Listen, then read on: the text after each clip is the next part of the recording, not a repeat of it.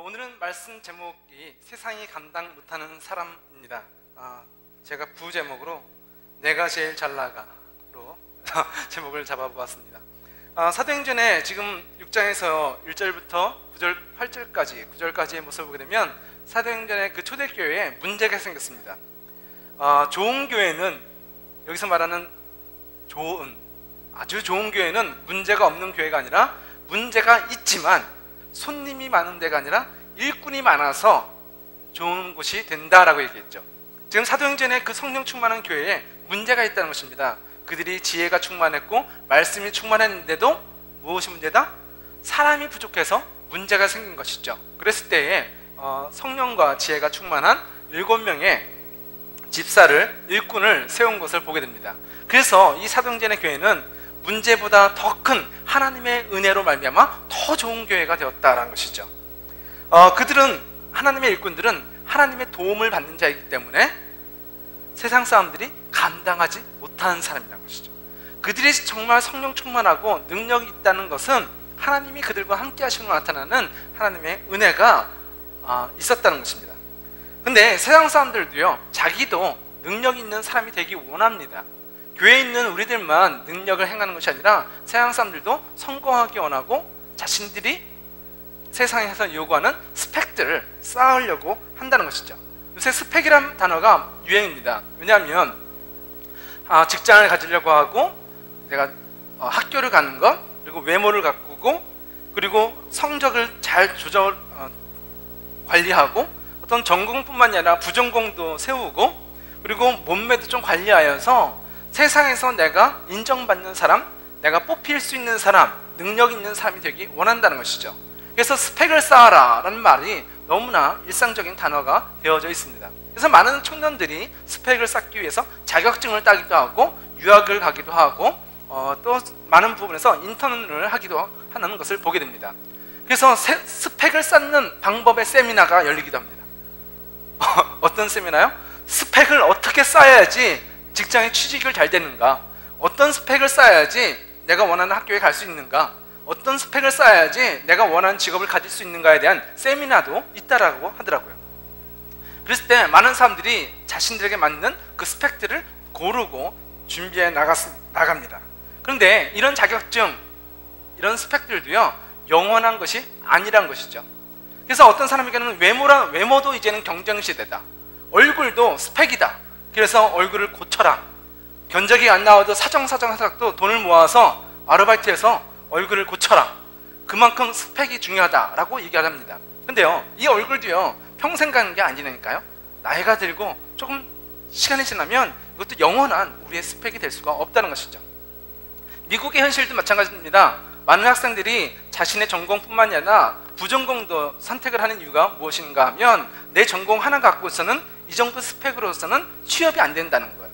그래서 내 전공 플러스 또 다른 전공을, 서브를 내가 전공을 해서 2가지 전공 정도는 있어야지만이 내가 취업을 할 때 유리하다라고 얘기하더라고요. 그래서 얼굴도 고치고 직장도 고치고 하는 사람들이 부르는 가장 좋은 노래가 내가 제일 잘나가. 불 끄지 마세요. 예. 이 노래를 갖다가 좋아한다라고 하는데 들려주지 않는 것 같네요. 예, 됐습니다. 안 들려주겠습니다. 예. 그래서 많은 사람들이 이 스펙을 쌓으려고 합니다. 근데 이 사도행전에서도요, 9절 말씀을 보게 되면 사람들의 모습이 드러나는데 그들의 모습이 어떤 사람인지를 한번 바라보십시오. 구레네와 알렉산드리아와 길리기아와 아시아 출신의 유대인들로 구성된 이른바 자유인의 회당 출신 사람들 중에 스데반을 반대하는 사람들이 있었습니다. 이들은 합세하여 스데반과 논쟁을 하였습니다 라고 얘기해요. 자유인의 회당 출신 사람들, 이 사람들은 어떤 사람이냐면 로마로 노예로 잡혀갔던 유대인들, 그들이 이제는 노예가 아니라 자유인이 된 사람들을 말하는 것입니다. 노예였다가 자유로운 사람이 됐다. 어떻게 됐을까요? 굉장히 노예로서도 탁월한 사람들이었다는 것이죠. 돈도 능력도 실력도 스펙을 다 갖고 있는 사람이에요. 그래서 노예지만 노예의 신분에서 벗어난 사람들이죠. 근데 그 사람들이 어디서 모였냐면 그 당시에 가장 유명한 도시들, 가장 화려하고 가장 성공한 도시들에서 가장 스펙 있는 사람들이 모였어요. 그들이 지금 모여서 누구와 이야기를 해요? 스데반과 이야기를 하는데 서로 싸움이 되는 거예요. 왜 이들이 스데반을 미워하고 스데반과 싸우고 있을까요? 이들은 못난 사람이 아니라 세상의 스펙을 다 갖춘 사람들이란 것이죠.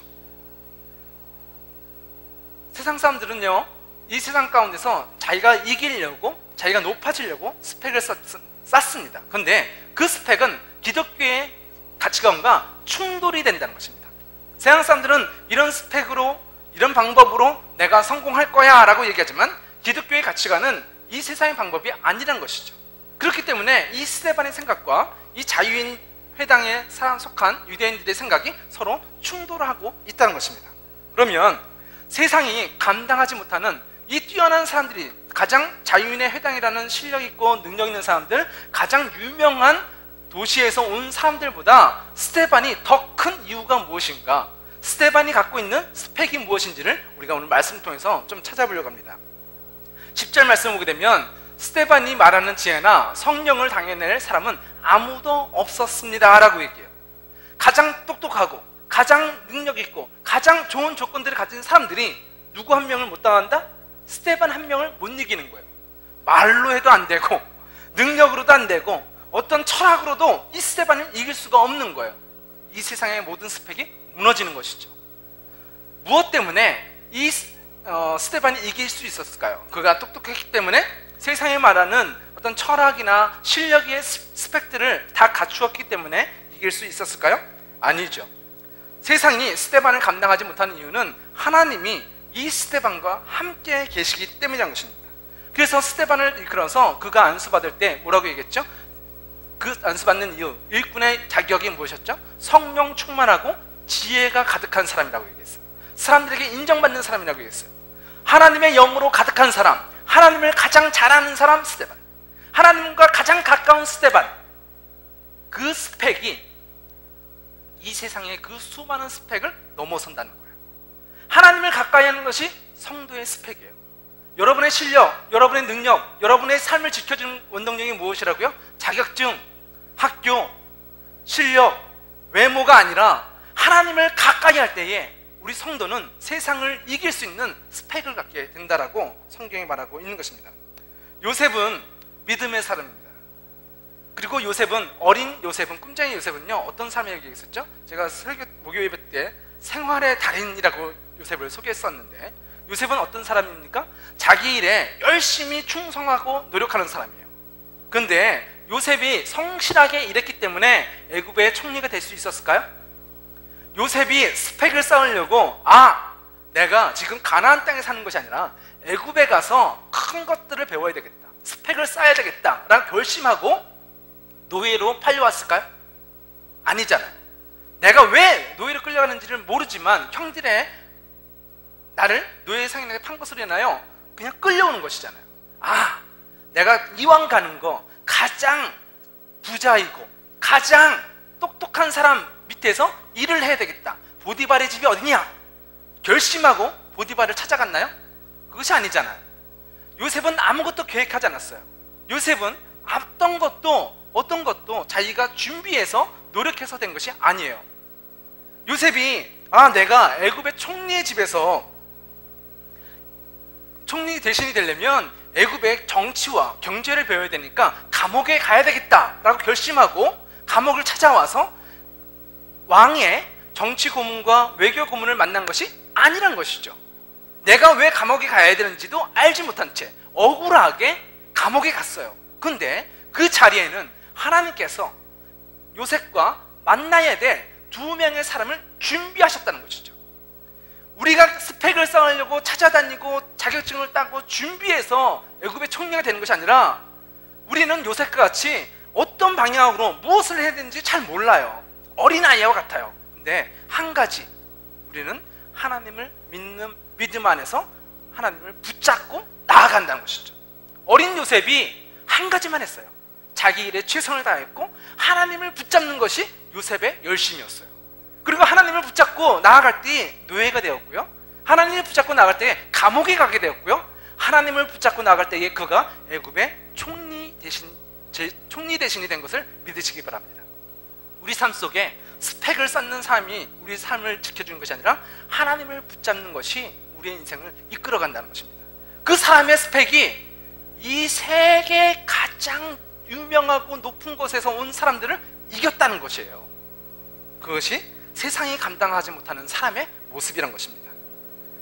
하나님께서는 하나님의 도우심으로 잘 되는 요셉과 같이 여러분들도 하나님의 도우심으로 인하여 잘 되는 사람이 되기를 예수님의 이름으로 축원드립니다.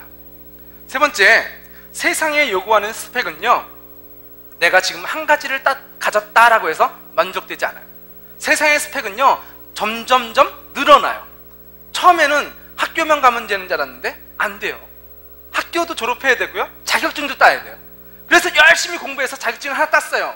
그러면 이제 됐나 싶으면요, 그걸로 끝인 것이 아니라 또 다른 자격증이 필요하고, 또 수많은 사람들이 이 자격증을 다 갖고 있으니까 그럼 나는 또 다른 스펙이 필요하니까 또 언어도 필요하고 또 수많은 것들을 더 가져야 된다라고 얘기하고 있는 것이죠.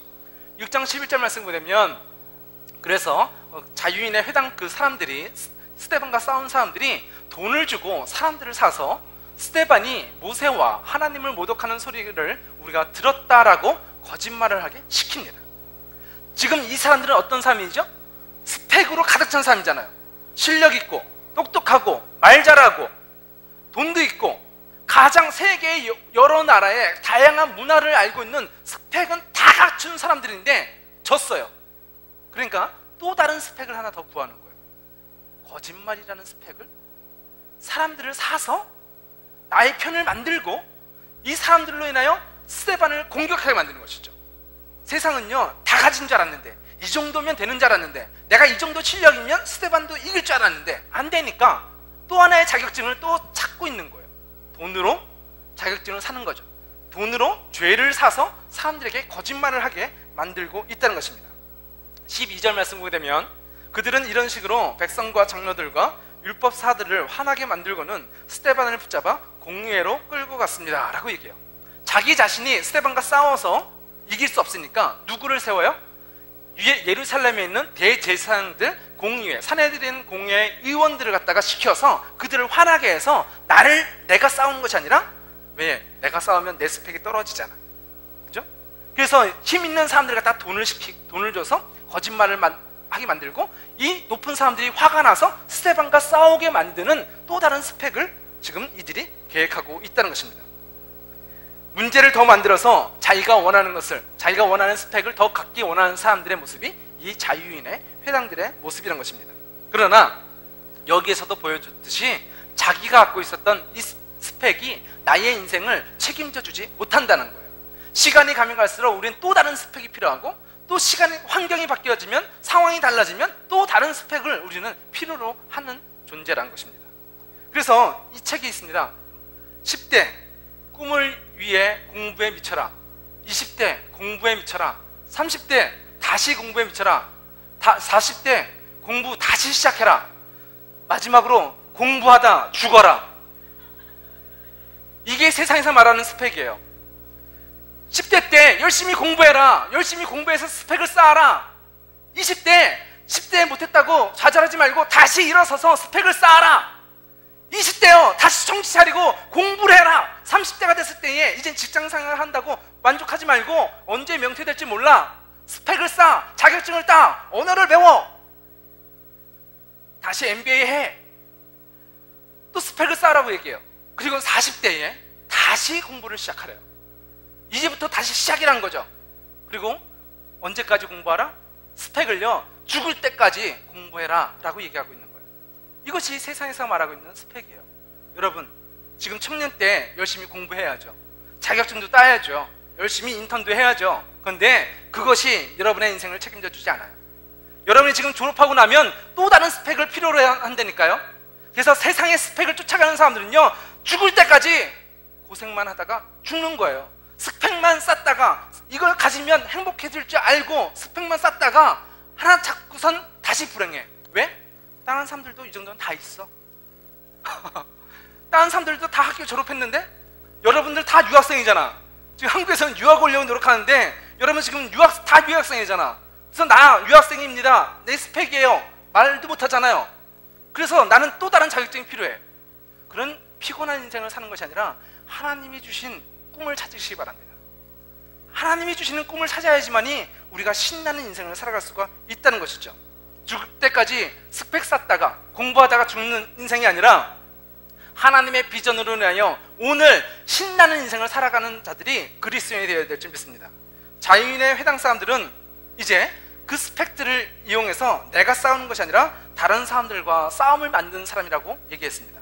내가 싸우는 것이 아니라 예루살렘 대제사장 그룹과 스데반과 싸우게 만들었다라고 얘기했죠. 그러면 우리가 14절 말씀을 보게 되면 14절 말씀을 보기 전에 우리 잠깐 제가 이스라엘을 보여드릴 텐데, 여기는요 지금 성지순례를 갖다가 광고하는 웹사이트에서 제가 캡처한 사진인데요, 성지순례 어떤 목사님들도 그렇고 우리 나이가 많은 장로님 권사님들도 꼭 평생에 한번 이스라엘 예루살렘에 가보는 것이 어떻게 보면 소원이잖아요. 예수님이 태어나신 곳, 그리고 예수님이 십자가를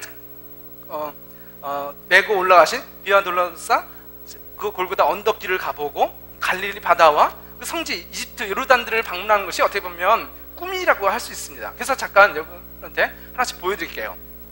여기는요 지금 시내산에 올라가서 일출을 바라보는 장면이라고 얘기하고요, 시내산 밑에서 또한 위를 바라본 장면이고요, 이거는 시띠나무라고 얘기합니다. 근데 이 시띠나무에 가시가 이렇게 크게 나 있잖아요. 그래서 예수님의 머리에 이 가시 멸관을 씌웠다, 이 시띠나무로 만든 멸관을 씌웠다라고 얘기하고, 이 시띠나무로 만든 조각목을 가지고 성막에 물건들을 만들라라고 하는 그것도 성경의 기록에 나와 있습니다.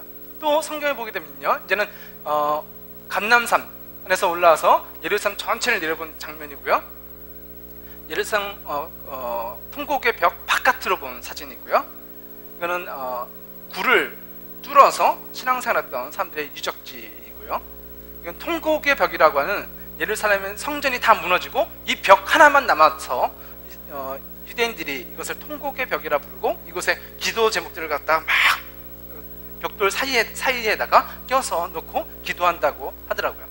근데 이 모습들 믿는 자들이라면 한 번은 꼭 가보고 싶은 성전이잖아요. 근데 이스라엘 인구가 지금의 이스라엘 인구가 600만 명 정도 된다고 합니다. 근데 1년 동안 예루살렘을 방문하고 관광객들이 쓰는 돈이 5조 원이래요. 웬만한 나라의 예산이거든요. 근데 그 수많은 돈이 이 이스라엘에 어떤 예루살렘을 사람들이 와서 성지 순례를 하고 쓰고 가는 돈이 5조 원이래요. 엄청난 거잖아요. 그런데 이스라엘 민족들이, 유대인들이 이 예루살렘을 갖다가 가장 중요시하는 이유는 뭐냐면, 이스라엘 남자들은 1년에 3번 꼭 예루살렘에 와서 하나님께 예배를 드리는 의식이 필요하다는 것이죠. 그래서 많은 해외에 있는 유대인들도 이 성지 순례를 오기도 하고, 또한 기독교인들이나 유대인이나 어떤 이슬람권까지 그 자기의 종교의 메카가 있는 그곳으로 가서 이제 종교의 성지를 찾아서 그것을 성지 순례하는 것이 지금도 있다는 것입니다. 근데 지금 사도행전에 이 초대교회에도 성지 순례가 있다는 것이죠. 그래서 예루살렘 성전 안에서 장사하는 사람들이 있었다라고 얘기했잖아요. 예배하러 온 사람들이 짐승을 오랜 시간 동안 가져올 수 없으니까 성전 안에서 돈을 받고 짐승을 사고 파는 모습들이 있었고, 또 성전 안에서만 쓰는 돈들을 이용했다라고 얘기하는 기록들이 있다는 것이죠.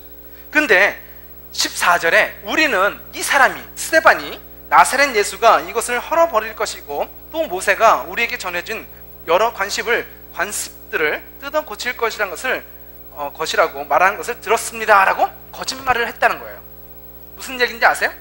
지금 이 성전, 현대에도 오늘날 이스라엘도 5조 원이라는 어떻게 보면 굉장히 많은 나라의 예산을 좌지우지하는 그 돈이 걸린 그 관광 사업이잖아요. 근데 그 당시에 예루살렘의 대제사장들이 뭘 갖고 돈을 벌었을까?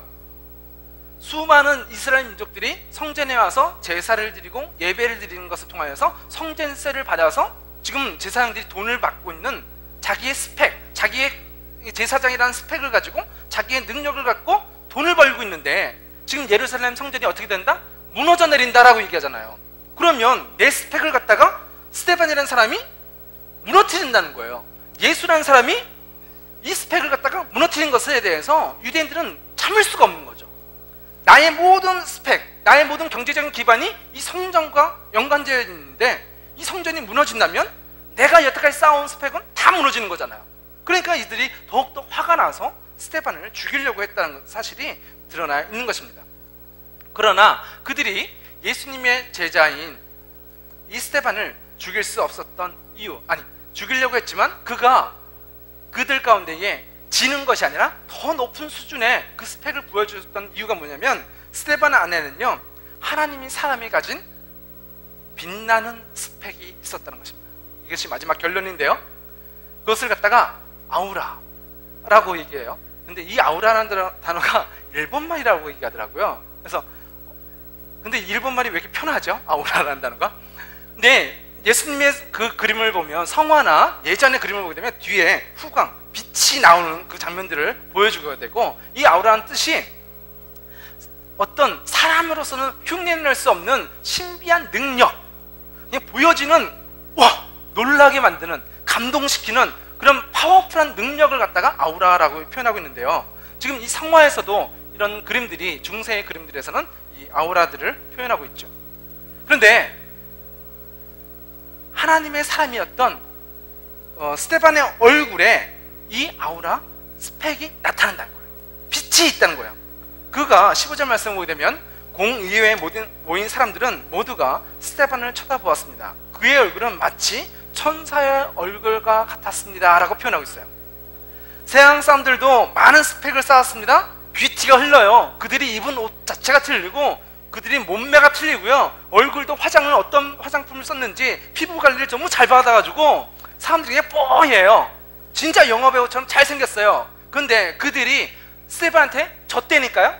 그리고 스데반의 얼굴을 보니까 어떻게 보인다? 천사의 얼굴처럼 그냥 포스가 느껴지는 거예요. 사람의 말로서는 도저히 이길 수 없는 능력, 사람으로서는 생각할 수 없는 뭔가 두려움, 크고 높은 것들, 손댈 수 없는 그 모든 아우라가 그 스데반 안에서 느껴지는 거예요. 그 표현이 그의 얼굴이 천사의 얼굴과 같았다라고 얘기해요. 근데 그가 천사의 얼굴과 같았던 이유는 뭐냐면, 지금 사람들은 어떤 말로 스데반을 공격하고 있습니까? 거짓말.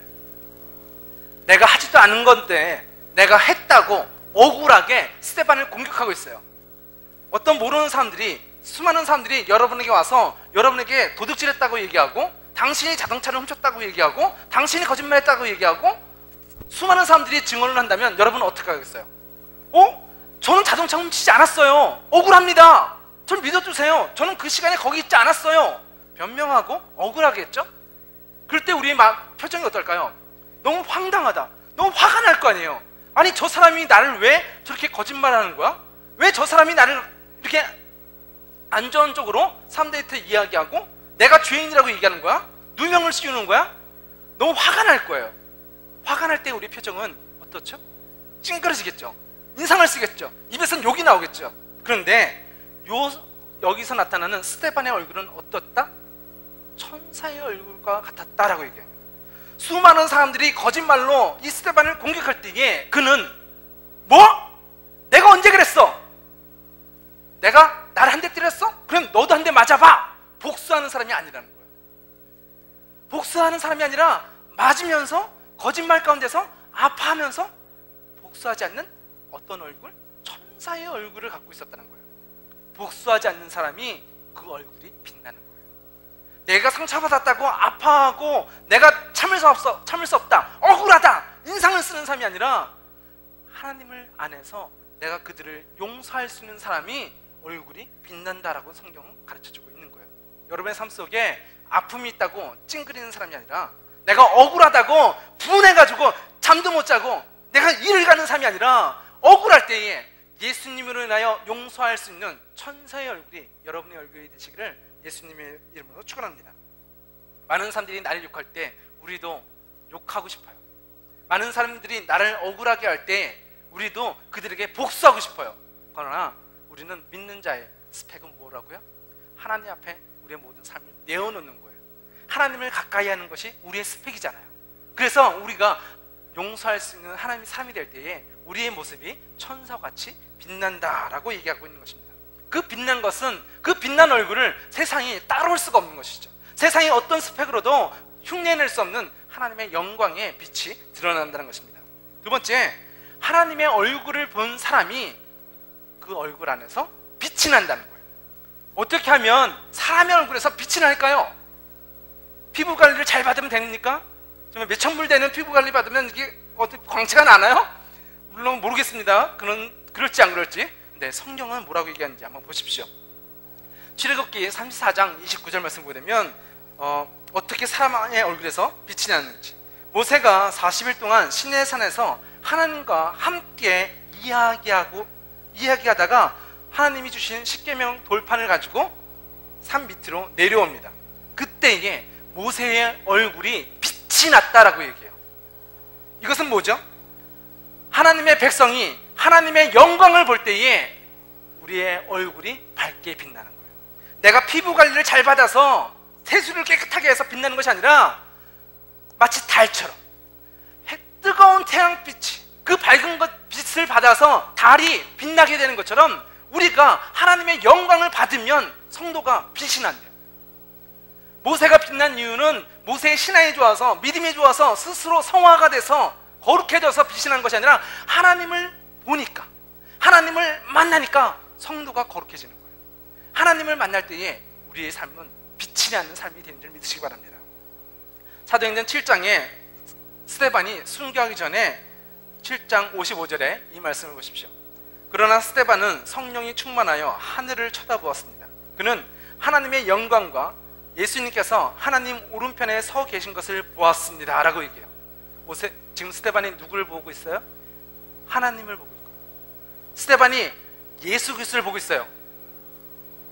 모세가 하나님을 보고 산 밑으로 내렸을 때 빛이 난 것처럼 지금 순교하기 전에 이 스데반의 눈이 하나님, 살아계신 하나님과 살아계신 예수 그리스도를 봄으로 말미암아 그 얼굴이 어떻게 됐다? 천사와 같았다라고 얘기하는 거예요. 다시 말하면 빛이 났다는 거예요. 하나님의 영광을 본 사람, 여러분의 얼굴은 빛이 나고 있습니까? 아니면 아직도 내 마음속에 억울함과 두려움과 상처 때문에 힘들다고 찡그리고, 스펙이 나는 부족하다고, 나는 왜 이런 데서 태어났냐고 찡그리고 있습니까? 그러나 그런 스펙 없는 인생일지라도, 세상의 스펙에는 정말 우리는 낙오자처럼 여겨질지 몰라도 우리가 하나님을 보게 되면 저와 여러분의 얼굴이 이 스데반과 같이 밝게 빛나게 될 줄 믿습니다.